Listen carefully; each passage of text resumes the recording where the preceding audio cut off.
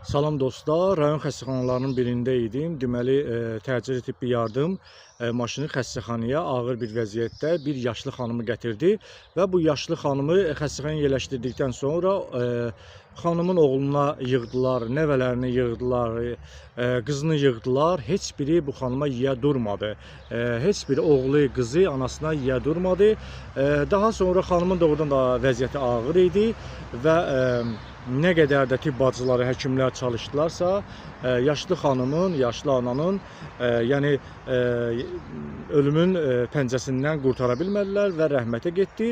Rəhmətə gedəndən sonra da yığdılar ki, anamız rəhmətə gedib, yenə də oğlanları, qızları yiyə durmadı və məcbur olub ananı öz evinə deməli apardılar. Daha sonra qonşular dəfn etdilər deməli həmin xanımı.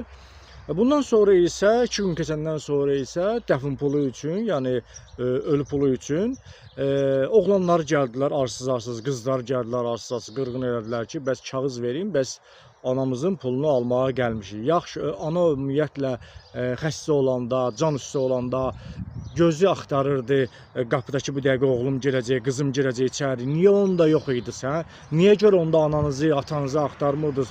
Nə səbəbə ananızı axtarmırdınız, ananızla maraqlanmırdınız? İndi ölü pulundan ötürü gəlmişsiniz ki, müftə puldur da götürəsiniz. Ananızı heç basdırmadınız, ananızı heç yerə durmadınız. Bax, bu dəqiqənin özündə insanları bu dəqiqə pul düşündürür.